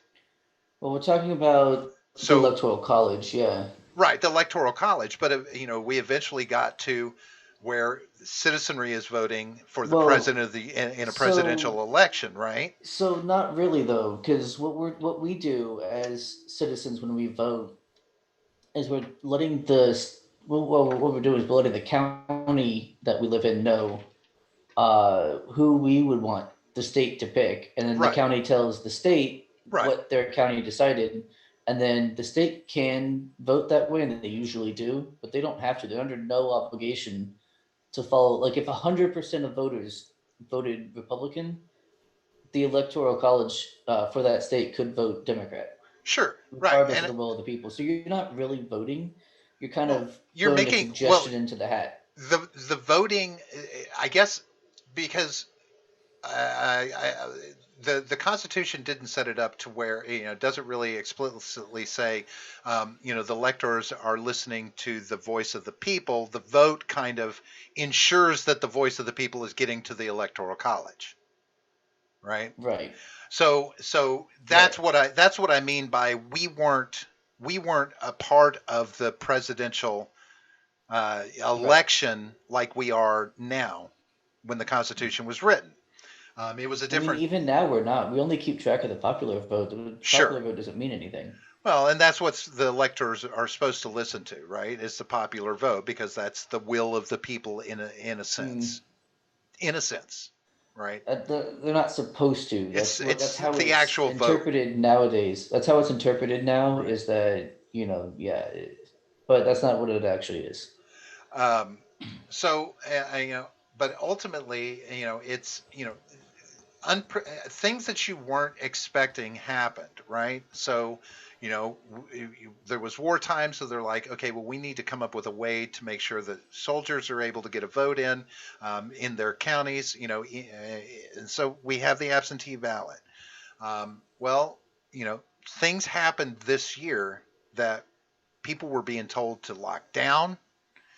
We were being told we didn't know how long this was going to last. No, it was 15 days. Remember? Right? There were unprecedented circumstances. So that is, that becomes my question when we talk about the legality of putting laws around the election into place. What process that has to go through in what was declared as a state of emergency for the most part around the entire country. When we have a presidential election coming up, we want people to be able to vote. People had to make decisions, and I'm not arguing the good or bad of any of the decisions. I'm just saying, so questioning the constitutionality of it is a little difficult, in my opinion. I think it's especially difficult in such a short amount of time. Mm-hmm. I think it'd be a lot easier if we had more time, but I mean, what are you going to do, right? I mean, there's nothing you can do about it. And it has created a circumstance where the election was scrutinized. People saw so many things. I'm going to say that some of the things that were seen were supposedly normal parts of the election process that are misinterpreted when you're standing on the outside looking in. But it really turned this election on its head. And really, really made us scrutinize everything that's going on to where I don't know that our next election is going to be the same kind of election that we've always had. No, for sure not. This is definitely like, I guess, a changing of eras, There's going to be the time before the 2020 election and the time after. So the order came today from the Supreme Court, apparently, and from what I understand, this is the order. The state of Texas's motion for leave to file a bill of complaint is denied for lack of standing under Article 3 of the Constitution. Texas has not demonstrated a judicially cognizable interest in the manner in which another state conducts its elections. All other pending motions are dismissed as moot. So what it's saying is, because Texas claims that with those 4 states, if the elections were not up to snuff in those 4 states, it impacted the position that Texas was in with their votes, because they voted for Trump, and so it's denying them their win with Trump if those 4 states were screwed. Yeah. But that, according to the Supreme Court, is not enough reason to move forward with the case. Right, to even hear the case, which is interesting. It's definitely an interesting turn of events. And it's why when at the top of the show, I was like, yeah, I'm pretty demoralized because, I mean, goddamn, dude. Like, now, that was the one thing I thought, hey, at least they'll hear it. At least they'll hear the case and then they'll decide, and there's a preponderance of fucking evidence, for voter fraud in those states. So, like, I imagine if it gets before the Supreme Court, it'd be pretty easy to demonstrate. But, I mean, everything has failed so far, even though it's right in front of us. We can see the evidence there. I don't know what's going on in the courts that they're fucking it up so badly. But, I mean, like, that's the thing. Is like, it's right there. Well, but again, it's, they're making allegations. The allegations are louder than their proof. And that's the thing. I mean, I understand sworn affidavits. I get it. And people keep talking about they have all these affidavits from different people. And I'm like, okay, But, if you've got all these and you go into a courtroom and you haven't filtered them, Yeah. and you're just going to submit a big pile of everything from possibly true to troll, well, now you're a fucking idiot. Okay? I don't understand that. What kind That's of... what I'm saying. Like it's you would think that they would do, that they would do their due diligence and figure out which ones are admissible for court that actually have a good chance of being, admitted as evidence properly, and the ones who won't. You would think that would be something that they would think of, because they're fucking, at least when it comes to law, they're smarter than I am. I mean, for sure, demonstrably smarter than I am when it comes to law. But they're gonna bungle it like that? I don't know. I don't get it. I don't know what's going on. It's... I don't that's why I'm questionable about, this is one of those things about Giuliani, I don't know that Giuliani's in his right mind anymore, because he is... I mean, for such an accomplished lawyer, right, fuck up like that, yeah. He's got great kudos in his little world, and for lots of things. I will always applaud the man for his response to 9/11 and how he did, handle all of that. And it's amazing. How he cracked down on the organized crime in New York, fucking incredible. But and now, just, I don't know what the deal is. Tell me, John, his train seems to have gone off the rails, like it really does seem badly. like that. I don't know. Yeah. And I started questioning him long back, when he would get on, you can't go on interviews on TV and lose your cool and lose your shit. Yeah, for sure. And start hollering stupid shit like Area 51. Not that he did. I'm just using that as an example. You can't holler aliens, and you can't pull up ghosts and shit like that and try and tell me it's something. You gotta, no, you can't just blow hard. That's always the problem I've had with Trump. Don't blow hard. Do. Action speaks louder than words in everything, in my opinion. Bottom line. 100%. Yeah. Now, I don't, again, Texas is, the validity of the direction they went with this lawsuit is just like, look, I would have gone with the fact that no, not that these 4 states affected our vote, like didn't let our voices be heard because our guy didn't win. That just makes you sound like you're a sore loser. You got to come up with something like, okay, we contest the legitimacy of this election and force the Supreme Court to have the DOJ get super involved, somebody, and investigate the election. Like, get down to the brass tacks, not, people out there trying to, get screenshots and little snippets of video or this, that, or the other. Yeah. No, have the fucking federal government under the eye of the Supreme Court go get this evidence, investigate it. That's what they should have gone with. Contest the legitimacy of the election. Look at all the states that were on that list. I mean, like 20 plus states got on board with them. Challenge the election as a whole group. That will force this. That's all you can do. Right. Because everything you've been doing is not working. Sore losers. None of it has. That's the thing. Right. None of it has worked, but there's no reason why it shouldn't have worked, other than human error, other than just people fucking up. It doesn't. And they're way too high of a level in law and like the law field to fuck up like an amateur. I mean, that's amateur shit that we're seeing.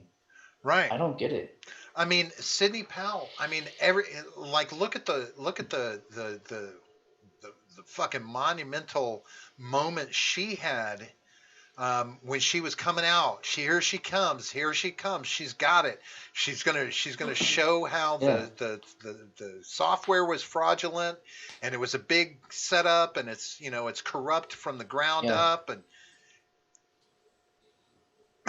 and then hello, what? Right? Piss and fizzle.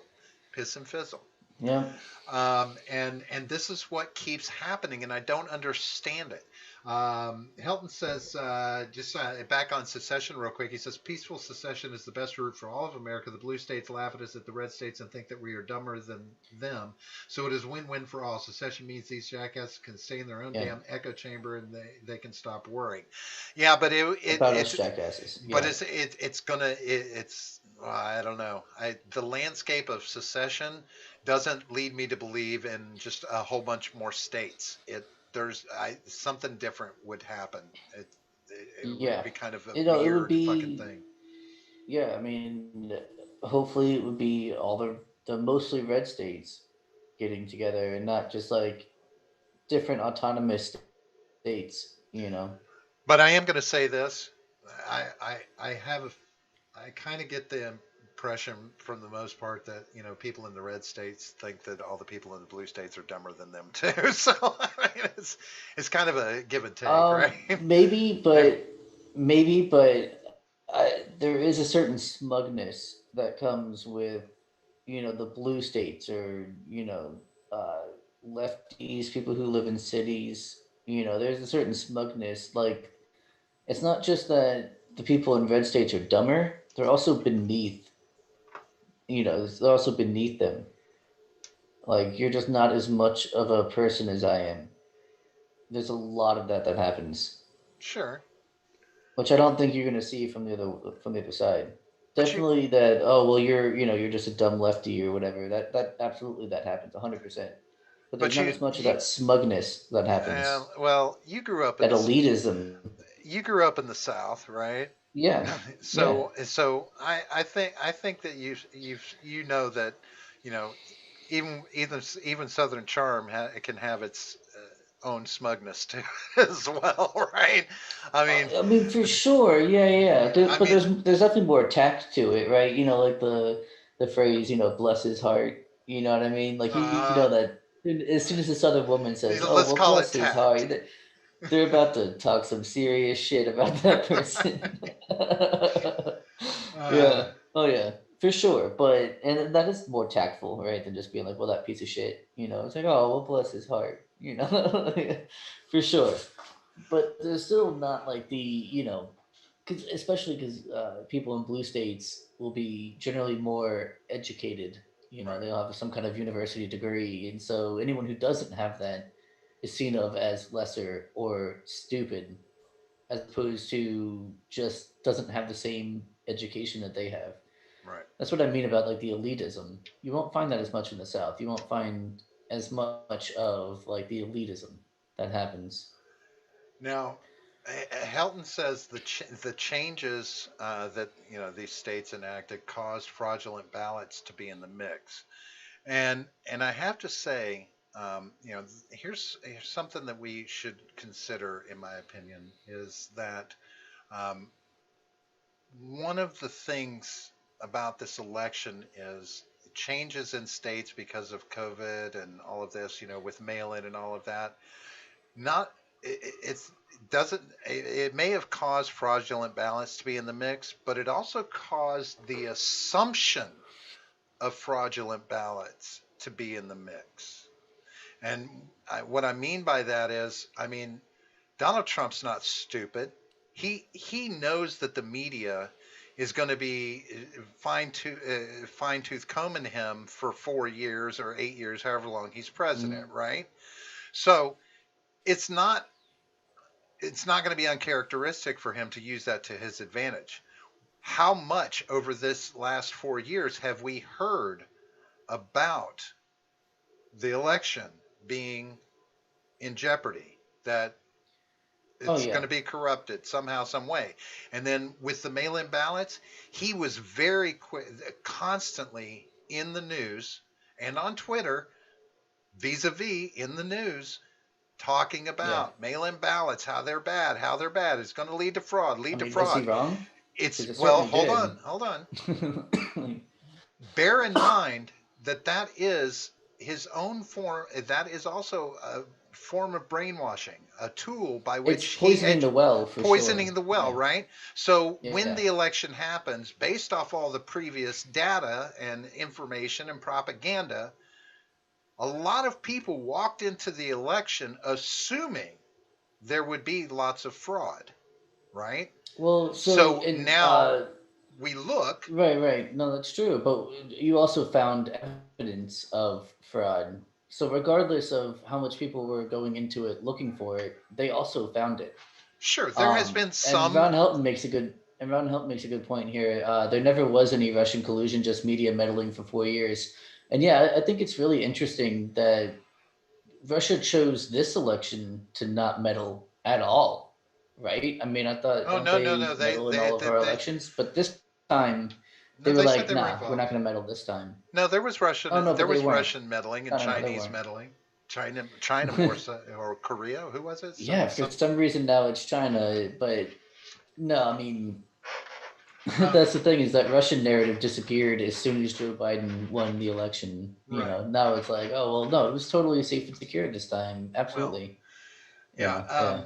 You know, I mean, now, you know, there who you know is there going to be a credible source out there that can tell you that this election was no different than any other, and as far as the level of fraudulent votes, this, that, and the other? Is there any credible source that could tell you that you would believe?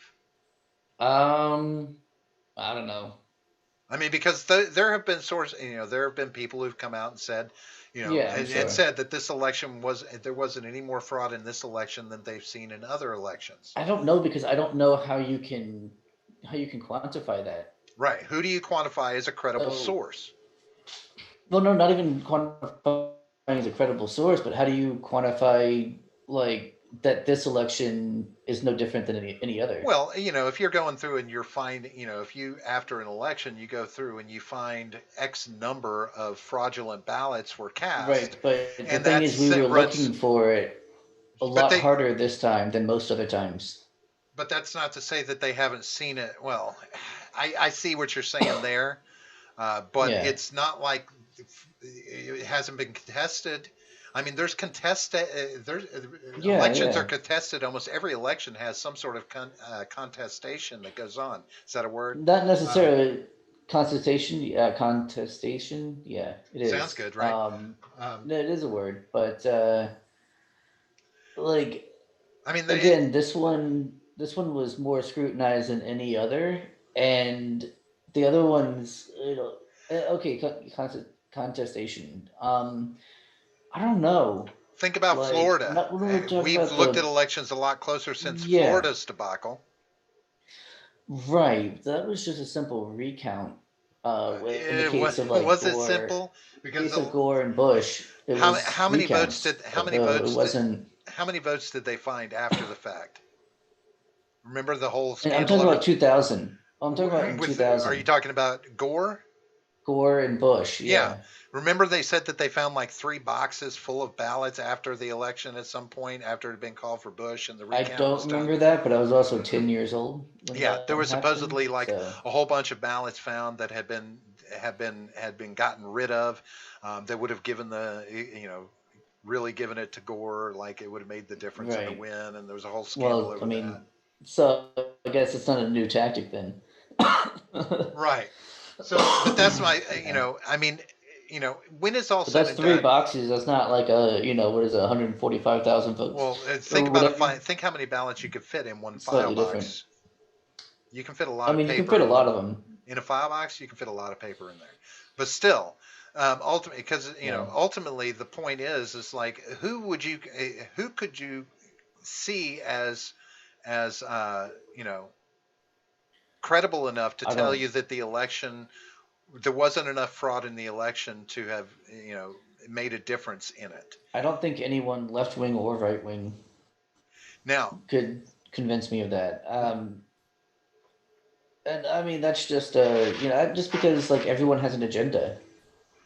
You know, everyone has an agenda. So everything that someone says that has an agenda, they're going to twist words or they're going to spin, events to their favor. It's just that's always going to happen. Okay. So I don't think I could trust anybody with that. It's the same reason why I refuse to learn about climate change, right? I have almost no opinion on climate change because I don't know anything about it. And I don't trust either side to give me an accurate representation of the material Okay. because both sides have an agenda and they're going to push that part on. It's going to be biased no matter who's saying it, and I can't trust them. Okay. So then let me ask you this. Why do you trust, why do you seem to find the allegations of fraud credible in this? Because I've seen enough evidence to convince me Like that actual it's true. evidence. All the evidence that you've seen, yeah, the same But like evidence that that's you've seen. I don't have people anything like saying, special. right? Like people saying Not that it just happened. well, so not just the affidavits. I mean, that's a good, I mean, there's a reason why eyewitness is admissible in a court of law, right? Well, sure, but There's a there's reason still for that. it's admissible, but it has to have evidence to back it up. You can't just do everything on just that if you don't have any I mean, evidence in a way, because like if you're in a murder trial and someone's like, "Yeah, that dude shot that dude," you know what I mean? That's admissible in a that's court of law, eyewitness even though there's testimony. even if there's Correct. right, even if there's no cameras around that can, that can verify that, right? That's still taken as evidence. Now, whether or not Sure. that's enough to convict the person Right. is a different Because story. if you don't have a But murder it's weapon, still you're probably going to get it on reasonable doubt. probably, unless there's a ton of people like shot him in a crowd and then got rid of the gun somehow, Yeah, right? And then now you have the 1,300 preponderance people of saying like, "Yeah, gotcha. we watched this person shoot this guy." You know what I mean? Preponderance of So it's the same eyewitness thing with testimony makes right. It's the sense. same thing with the affidavits. These are Right. sworn affidavits, as in like under the penalty of perjury. Right. Well, As opposed to something that I'm just saying this for the shits and well, giggles of it, you know. but bear in mind that if you look at a whole bunch of affidavits, that's great, but are they all at one place, or are these affidavits scattered in lots of different counties, lots of different They would need to states? be, right? But so what I'm saying is, it's a difference in one person saying, I saw this at a polling place Right. versus 10 people saying. So now it's like, okay, well, the weight of evidence isn't there from eyewitness testimony to a certain extent on an individual polling location, county, whatever. That's where it begins. I don't know. Is that why it becomes questionable? But that's, again, it's like, okay, are the sources of this information credible when the actual proof to back it up is like, okay, you say this Right. happened, and then people are going behind on things that were investigated and saying this, okay, it didn't happen this way. This is why this happened, or this guy didn't pan his video out a little farther and show the whole scene, Mhm. or no, Yeah, this you is the certainly normal try and process. discredit the evidence. Right. Yeah. And Of course, that's your job as as the Sure. defense attorney. You're going to, Right. try and discredit the witnesses or any other kind of evidence that Yeah, shows up. Of course. This is a situation where there's got to be a preponderance of evidence, and this goes back to my original thought that you need to, as a whole, or as much of a whole as you can get, contest the legitimacy of the election at the Supreme Court level, Right. not on these individual claims of fraud. Especially if a lot of times, one of the problems that they were having in court where they were making allegations of fraud, but the claims that they were that they were filing were not about fraud specifically. They were about infractions of election law, or this, that, or the other, or voting boxes, or polling, ballot harvesting, this, that, and the other, not specifically fraudulent activity. And so fucking their case up again. It's like, you guys. Right. That's the way to do it. Is just bring forward no confidence in the election as opposed to trying to argue the individual points. Just say we have no confidence in the legitimacy of this election. and I forget where I saw it, but it was something like 6 governors is all it would take to do that. And like then the election is pretty much it can't happen. Right. And I don't know why they haven't done that yet. Maybe there's more to it that I don't know because I'm positive there's more to it that I don't know because I'm not a lawyer. And I'm not involved in all these, yeah, I just don't know. Uh, but that does seem to be the way to go about it. And you can get those 6 people because how many states joined Texas? Was it 2022, something like that? All you need is 6. So I don't know what's going on. Right. I don't know. Well, And that's why I've mentioned before. It was either on my lunch break streams or on the main show. Can't remember that I just stopped looking at news about the election.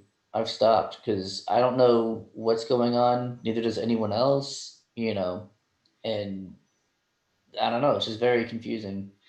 well, And I I don't want to get my hopes up or anyone else's hopes up. And I don't trust anyone. I don't trust any of them.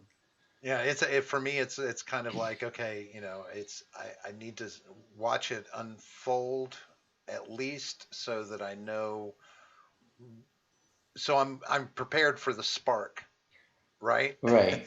that ignites the whole thing. Yeah, see, and that's why, and I've mentioned this too, is I don't pay attention to the news, but I'll pay attention to the reactions to the news. That's what I'm looking at more. There's some of these things though that that pop up in the news that don't really get much reaction, that are the slow burn, Yeah. right? Yeah, I'm not saying that my way is perfect. It's No, no, just no. that I'm it's just from saying. my mental health that I No, that's what I know. can For me, that's do what it that way. I'm just saying. Yeah. That's what I'm watching for. Ron Helton talks a little bit about the fraud. He's saying that there was enough fraud. If you ask yourself why were watchers prevented from watching, in one polling place, of course, the claims were that watchers were sent home, but then they started counting votings with again after, Right. and that they were stuffing ballots. And my thing with that, because the refutation to that was that, sorry, I want to acknowledge that at the moment, that they didn't actually tell them to leave. They just said that they were done for the night or something like that. Like they didn't tell them to leave, but they just left of their own accord somehow. And that those weren't suitcases that were brought from under the table, that they were ballot boxes. So first of all, why were they hiding? But whatever. I read And that it then they was continued counting, they which were there's actually bringing out blank ballots for use in transferring ballots over, that right. like So even military if out of all country. that is true, even just granting them all of that, that everything they said there was true, it is still illegal in the state of Georgia to continue counting when there are no poll watchers present. But if There they are no were, observers present. but of course, the claim is that they weren't counting without poll Right. watchers there. And this is what my point was going to be, and that basically addresses all of Ron Helton's queries in this. All of these things are coming down to a he said, she said. Yeah, that's all it can be, though, right? And I mean, that's what kind of evidence can you have? and you actually, I don't know, why don't we have cameras in these polling places? Well, they Why? do. That's why they caught Well, them doing that. were the cameras from the polling place or cameras on individuals outside the polling place? Oh, not outside, I don't think. I'm talking, But if they're, as far as I know. because if you have cameras in the polling centers, I mean, you would catch all the fraud. I mean, it's just that simple, right? I would think it would be, because those cameras can zoom in or do this, that, or the other. We can find out what was literally going on, I would think. So that's my question. Why don't we have all of that? If they had high def cameras, maybe, but they're always shot on potatoes. So it's like, even with cameras, it's so hard to know what's going on. They just don't have a high enough definition to see everything. Generally speaking, of course. It's it's not that I'm getting any the only place to really get your information is from the media, whether it be Right. new media or whether it be mainstream Any media. right. But this is And where it's it's all coming from. biased, and it's all We're gonna media. have their own spin, right? And we put our spin on stuff too. We don't claim to be objective either. I mean, obviously, I have my biases. You have your biases. Like we don't, and it's almost impossible to look at anything objectively. right. And I'm not gonna, I'm not saying that, praising the media. All I'm saying is if they're reporting what people say, then that's what people say. And Right. if multiple places say the same thing that this person said, then I get the feeling that is, and that's what I'm saying is these arguments about what happened at the polling places, what happened with ballots, this, that, and the other. It all comes down to a he said, she said, unless there's actual proof. Yeah. Like, for instance, the Dominion software. If those votes had been changed, there should be physical proof that happened. And that would be shown by the paper ballots that are printed out versus the votes that are in the software system. And yeah, fine. Get an investigation, tear that system down. Who do you want to do it? And see, Yeah. but they've already said, even, Barr, Ed says Barr turned coat, but, I'm sorry, did he turn coat or was he doing his job? Is he supposed to just say that, yes, there was fraud because he's loyal to Donald Trump? Or Right. No, is I he mean, saying, no, there was no fraud to get away from Donald Trump? Either one is corrupt. Or Yeah. is he I don't just know. reporting what The truth as they he sees found? it. Right. I don't know. I don't know Barr as a person. So I don't know him personally, so I can't say how he's reacting. I don't only he expect knows. Barr is going to Sure. hold that position when Biden comes and takes over office. I don't expect Barr to remain as. Oh, probably not. So that being the case, I don't know. Maybe he worked out a deal where he's like, okay, well, we'll say we didn't find anything either. Just don't kick me from the DOJ when you come in the office. But, I don't Right. know. Politics work funny ways. Yeah. But when it's all said and done, it's unfortunately, and I've said it time and time again, you need a preponderance of evidence for this. Right. To throw over a presidential election in which, by all accounts that we've seen, Joe Biden won, even the popular vote. Yeah, there's a lot of fuckery with that too. You better come with There's hard a lot of evidence. Fuckery. Right. Don't. And that's the problem. Is it's almost impossible to have hard evidence. That's You would almost think it would be impossible. super easy in this case. It's not though, because I it mean, is. are we Like, you're right. It is a lot of he said, she said.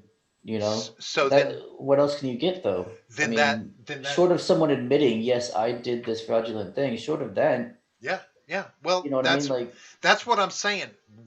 There's the whistleblower I've been waiting for, is for someone to come forward and say, I was actually told to do this.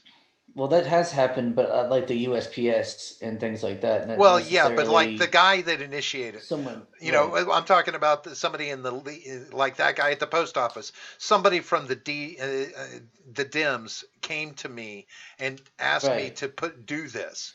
It would have to be like one of the Dems saying, well, yes, I rigged this election in this county by doing X, Y, and Z. That would be the only way. Yeah, if a politician came out and said, yes, we manipulated the race, that would be big. Right. But even that hasn't happened. That's the only way that you can have hard evidence, is by someone admitting guilt as opposed to someone admitting that they did something because they were told to. I mean, I would, overhearing a conversation or something like that. Right. Like I could probably, make just as a legitimate argument that, Trump orchestrated coercion in the Democratic Party and with the Democratic vote to make it look fraudulent just in case he lost. Right. I can make that argument all day long because, nobody could sit there and say, well, I wouldn't. No, I would. I don't think he would do that. It's not like him. Bullshit. You can't sit there and think he's a 4D chess player and don't think he could play that game. Right. So just like he plays the game with the media, he will get his narrative across through being spectacular in the media. Let them be as unfair to him as they want. He gets his message across vis-a-vis the mainstream media attacking him. Right. He does this like a champ. Oh yeah. You know, and the Twitter just reinforces it. You know, it's a big avenue in which he gets his name in the media. Ed says True. Barr withheld the information he had on Hunter, and that's what I wanted to mention. Yeah. 2 investigations into Hunter Biden that were going on. Now, understand that these investigations didn't have anything to do with anything major. One of them, he wasn't even like a suspect in the case. He was just involved in the case. And the other has to do with taxes, something to do with taxes. Yeah. But that wasn't brought up. But Barr is resting on it because he didn't bring it forward because of an expectation to not impede the election or influence the election by bringing investigations to the forefront in election season, in a campaign year. Like it's a rule of thumb kind of thing. Like it's an expectation that that's not going to happen. But I mean, that wouldn't stop them from throwing out everybody dirty associated with Trump that's gotten in trouble. They don't stop reporting on that, right? You don't not hear about all the investigations against Trump allies, of course. Right? So yeah, that's questionable about them holding that back. But again, the flip side is that none of it has to do with anything like seriously dirty on Hunter Biden, just some tax issue bullshit, the investigating for some potential tax fraud or whatever, which, that's on him. He doesn't file taxes with his dad. Now, if it has something to do with Joe Biden's companies or holdings, whatever he's got, that's different. But Joe Biden wasn't mentioned in those investigations, only Hunter. And again, only one of those are specifically targeting him. Helton says Barr is deep state garbage. Trump is a moron for hiring all of the experts to work for him. You don't need to be an expert to run the government. If it is too corrupt, so fire them all and start over. I agree, yeah. Heads of departments. It doesn't even have to be actual poll workers. Where do all those ballots come from, especially the ones that Watcher said were pristine? Yeah, as far as, questioning where ballots were coming from, again, video or it didn't happen. It fucking gets me that that's what it's come to on this. Is like, yeah, I can tell you all day long I saw something fraudulent going on at my polling place, and that doesn't mean that it was happening. Now, I'm not saying that it didn't happen. I'm just saying it's don't impossible, almost impossible. You can't argue a case on what's been presented. There's just not enough. And I don't disagree with courts saying that, because what's being brought to them, again, is the wrong thing.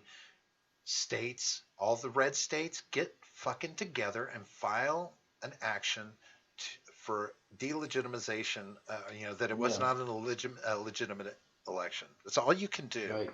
And force the Supreme Court to say, no, we're not going to look into it and look like assholes, or start an investigation into it. Yeah, you'd have to hold off. But if you did it fast, if you really put the nuts to it, it wouldn't forestall Inauguration Day by that much. Yeah. But anyway. All right. So I'm going to go ahead and say, let's wrap this thing up. John, can you tell these lovely people who've been joining us tonight where they can find us? Absolutely. First and foremost, if you haven't already, hit that like button, hit that subscribe button. Those are very important things to hit. Also, after you scroll past those, you'll find a description which has all of our links to find us, The first one's going to be Twitter, which is at the Gen Gap P. We've got our Discord server, which is a lot of fun, and you'll get all of our notifications for when either I'm doing my lunch break streams during the week, or when we're doing our main shows. So you'll get those notifications there, despite YouTube's fuckery. And then we've got our Subscribe Star. So if you like us a little bit, you feel like throwing us some money, that's probably the best way to do it. There's also a bunch of perks there that you'll get, so you're not just giving us money just for the hell of it. You get something out of it too. And then we've got freedomscoop.com, where you can find all of our stuff and other lesser unimportant creators like Stephen Ignoramus or Jay Edgar. Wyatt from the Breakdown with Birkenhoff is over there. Who else? Already Conservative is over there, and the Freckles and Brit Show is over there as well. So make sure you go and check them out. And then while you're over there, you can pick up our merch, such as the t-shirt that I'm currently wearing. We've got mugs as well. And if you put in the code GenGap at checkout, you'll get 15% off your purchase. So that's pretty cool. You should check that out. All right, folks. It's been one of those good nights, Ron, and all you folks out there. We appreciate all the great conversation. There's not a lot we can do about all of this. It's just, again, it's 2020, baby. It's 2020. Christmas is coming. Enjoy time with the people you love. Hold them close. Tell them you love them. Give them a nice lump of coal or a Christmas present, depending on what they deserve, and go from there. But tune in at 1 o'clock in the, what are you doing? Monday, Tuesday, Wednesday, Thursday. You're doing 4 days a week, right, John? 4 days a week, yes. 4 days a week. At 1 p.m. Eastern. Yeah. Lunch break with John. Can you, I'm going to plug you if you just let me. Ooh, all right, go ahead. Just let me plug you, baby. Plug me. But yeah, you can. John is. You can catch John at 1 o'clock on Monday through Thursday with a lunchtime stream. So grab your lunch, grab your headphones, or whatever the case may be, and listen in with John and see what he's got to talk about. Supposedly, it's interesting. I don't know. I don't watch this crap. I don't find it interesting, but but we'll also be back again on Wednesday for our regular rousing episode of Shooting the Shit. That's at 9:30 on Wednesday, and of course we'll be back again next Friday for our regular episode at 8:30 p.m. And just as a bonus, I think we might be coming at you this Monday night for an impromptu. We might be seeing you on Monday night. Watch for that. See if we can't put something fun together. Did we decide on a time, John? Did we say something like no, we did. And we said we were going to do it later, though. Or earlier. One of the two. Or earlier. Yeah. I'm down. I'm not doing anything else after 1 p.m. on Monday. So. Yeah, so I don't know. Maybe like a 7:30, 8 o'clock show. Just popping on for a little while and having some fun with you guys. So watch for us on Monday. We'll say tentatively 8 o'clock, but TBD. But all of those times are going to be Eastern time. That is the one and only true time zone. The rest of you are posers. Yes, hang on, real quick. I actually forgot to plug the fact that I'm going to be on Across the Board with Ed from Jay Edgar's channel.